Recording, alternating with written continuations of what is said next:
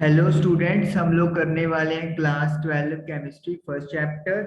और हम लोग सीखेंगे कि कैसे एम्पेरिकल फॉर्मूला और मॉलिक्यूलर फॉर्मूला किसी कंपाउंड के लिए बनाया जाता है। लेकिन उससे पहले हमें एम्पेरिकल फॉर्मूला और मॉलिक्यूलर फॉर्मूला की डेफिनेशन पता होनी जरूरी है। एम्पेरिकल फॉर्मूला क्या होता है? It represents the simplest whole number ratio of various atoms present in a molecule of a compound। हमारे पास एक कंपाउंड है, उसके एक मॉलिक्यूल में कौन कौन सी एटम्स प्रेजेंट हैं, उनका सबसे आसान होल नंबर रेशो को we call empirical formula. Example के लिए, जैसे आपको पता है ग्लूकोज का फॉर्मूला क्या है, C6H12O6। लेकिन अगर हम लोग यहाँ पे देखें, अगर 6 के साथ ही तीनों नंबर डिवाइड हो सकते हैं, तो जब 6 के साथ डिवाइड करेंगे तो it will become like this, CH2O। तो इसका मतलब क्या हो गया? इसका मतलब ये हो गया है कि ये जो CH2O है वो इंपेरिकल फॉर्मूला है ग्लूकोज का, क्योंकि यहाँ पे कार्बन, हाइड्रोजन और ऑक्सीजन का जो एटम्स का रेशो है वो सबसे आसान या सबसे सिंपल है, 1:2:1। तो ऐसे अगर आप किसी फॉर्मूले को सिंपल से सिंपल होल नंबर रेशो में लिखते हो तो उसे एम्पेरिकल फॉर्मूला कहते हैं। ओके, नेक्स्ट हम लोग बात करेंगे मॉलिक्यूलर फॉर्मूला की।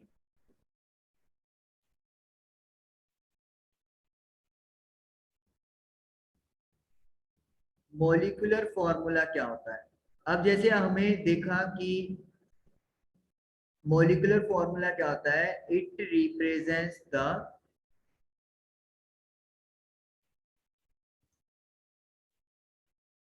Exact number of various atoms in a molecule of a compound। ये क्या करेगा, किसी कंपाउंड के मॉलिक्यूलर में जो एटम्स प्रेजेंट है उनकी एग्जैक्ट नंबरिंग बताएगा। जैसे अपन ने ग्लूकोज की बात की, तो ग्लूकोज का फॉर्मूला हमें करेक्ट इंफॉर्मेशन दे रहा है कि कार्बन की 6 एटम्स है, हाइड्रोजन की 12 और ऑक्सीजन की 6 एटम्स प्रेजेंट है। लेकिन एम्पेरिकल में क्या होता है, उनका रेशो हमें पता चलता है। जैसे यहाँ से क्या पता चल रहा है कि हाइड्रोजन की नंबर ऑफ एटम्स कार्बन और ऑक्सीजन से डबल होगी। तो इसीलिए मॉलिक्यूलर फॉर्मूला आपको प्रॉपर एटम्स की इंफॉर्मेशन देता है और एम्पेरिकल फॉर्मूला आपको मिनिमम नंबर ऑफ एटम्स का रेशियो आपको इंफॉर्मेशन देता है। तो ये तो हो गया एम्पेरिकल और मॉलिक्यूलर फॉर्मूला के बारे में। अब चलते हैं क्वेश्चन जिसमें हमें एम्पेरिकल फॉर्मूला और मॉलिक्यूलर फॉर्मूला दोनों पता करने हैं। आपकी एनसीईआरटी में एग्जांपल 1.2 दिया हुआ है, वो हम लोग करेंगे। A compound contains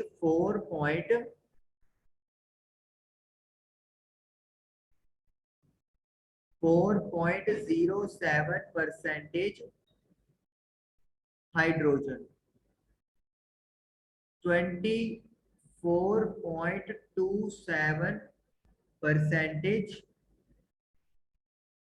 carbon, 71.65%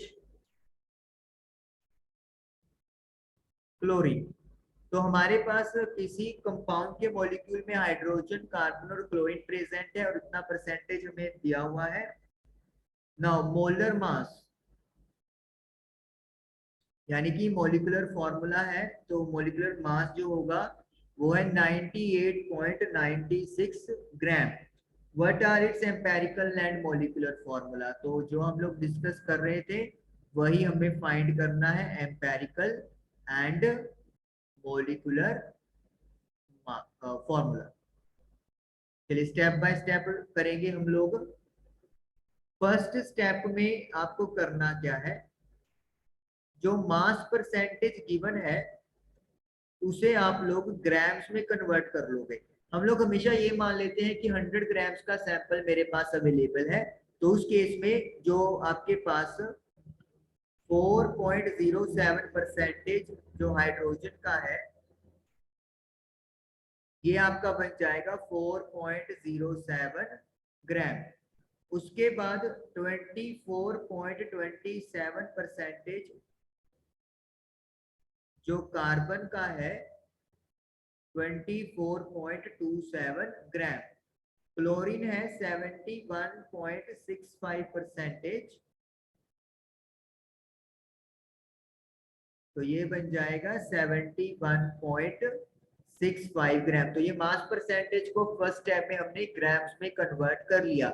if you will add तो आपको वैल्यू अप्रोक्सीमेटली 100 मिल जाएगी। ओके, उसके बाद क्या है, जो आपका ग्राम में मास आया है इसे हम लोग मोलर मास में कन्वर्ट करेंगे, sorry not molar mass, moles में कन्वर्ट करेंगे। And you know what is the formula of mole? Mole का फॉर्मूला होता है मास अपॉन मॉलिक्यूलर या फिर एटॉमिक मास। अगर एटम की बात होती है तो एटॉमिक मास, और अगर एक मॉलिक्यूल की बात होती है तो फिर मोलर मास के साथ डिवाइड करना होता है, एटॉमिक या फिर मोलर मास। और ऊपर आता है मास जिस कंपाउंड या एलिमेंट की आप बात कर रहे हो। तो सबसे पहले हम लोग कार्बन के मोल्स निकालेंगे, हाइड्रोजन सॉरी, तो हाइड्रोजन के मोल्स। हाइड्रोजन का मास हमारे पास है 4.07, और जो एटॉमिक मास हमने लेना है हाइड्रोजन का दैट इज 1.008। इसको डिवाइड करके मैं डायरेक्ट रिजल्ट लिख रहा हूं 4.04 आ जाएगा। तो ये हाइड्रोजन के मोल्स हो गए। उसके बाद कार्बन के मोल्स, मास है कार्बन का 24.27, और जो आपका एटॉमिक मास है वो है 12.01। तो ये आप लोगों के पास बन गया है 2.021, ये मोल्स आ रहे हैं हमारे पास। देन क्लोरीन के मोल्स, क्लोरीन का मास है 71.65, और जो मॉलिक्यूलर मास है क्लोरीन का वो दिया हुआ है 35.453, और ये कलेक्ट करके हमारे पास आ रहा है 2.021। तो इस तरीके से ये हमारे पास मोल्स आ गए हाइड्रोजन के, कार्बन के एंड क्लोरीन के। अब हमें करना क्या तीसरे स्टेप में? तो ये दूसरा स्टेप हो गया, पहले ग्राम्स में कन्वर्ट किया हमने और उसके बाद मोल्स में। थर्ड स्टेप में क्या करना है, इनमें से जो भी सबसे छोटा नंबर है उसके साथ आपको तीनों नंबर डिवाइड करने हैं। जैसे यहाँ पे 2.021 हमें सबसे स्मॉलेस्ट दिख रहा है, तो इसके साथ हम लोग सभी को डिवाइड कर देंगे। अगर मान लो 1.5 होता, सपोज कर लो, तो हम लोग सभी को 1.5 से क्या कर देते, डिवाइड कर देते। तो तीसरे स्टेप का हम लोग अपनी बुक के अकॉर्डिंग नाम लिखेंगे डिवाइड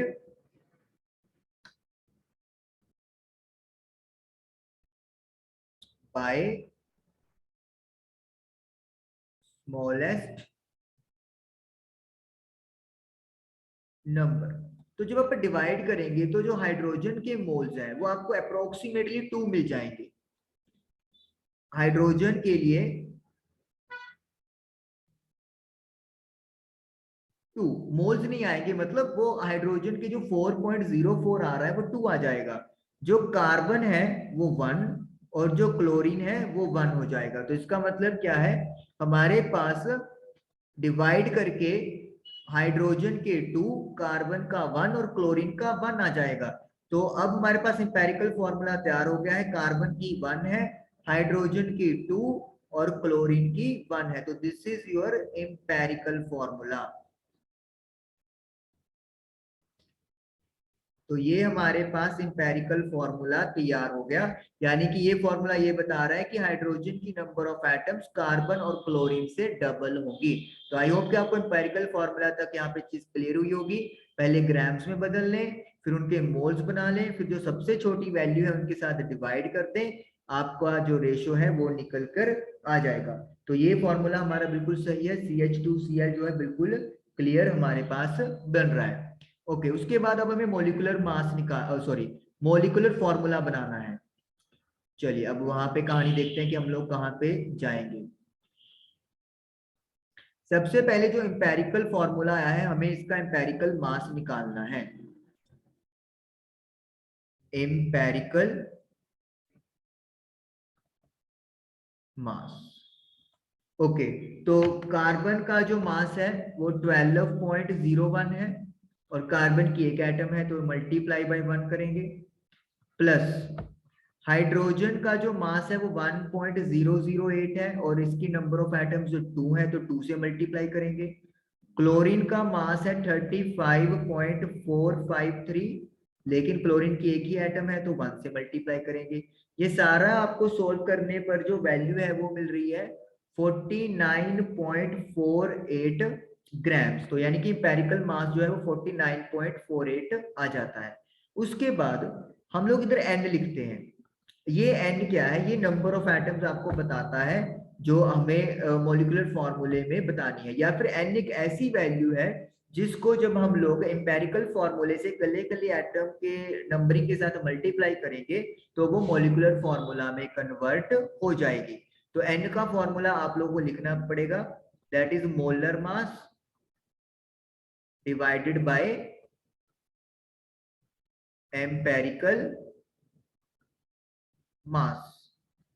तो मोलर मास हमें गिवन है 98.96, और एम्पेरिकल मास है 49.48। तो कट करके you will get n is equal to 2। तो इसका मतलब क्या है? एम्पेरिकल फॉर्मूले में जो एटम्स आई हैं उनको सबको 2 से क्या करना है मुझे? मल्टीप्लाई। कार्बन की इधर 1 है, 1 इंटू 2 2, हाइड्रोजन की 2 2 इंटू 2 4, क्लोरीन का 1 1 इंटू 2 2, तो C2H4Cl2 ये आपके पास बन गया मॉलिक्यूलर फॉर्मूला। तो यानी कि एम्पेरिकल फॉर्मूला निकालने के बाद इसका मास कैलकुलेट कर लें, फिर मॉलिक्यूलर मास को एम्पेरिकल मास से डिवाइड कर दें, एक वैल्यू मिलेगी दैट इज n, और उस वैल्यू से आपको एम्पेरिकल फॉर्मूला की हर एटम को मल्टीप्लाई करना है, और वहां से आपका मॉलिक्यूलर फॉर्मूला बन जाएगा। तो आई होप कि आप लोग को ये problem empirical formula, molecular formula चीज क्लियर हुई होगी। Thank you for watching this video.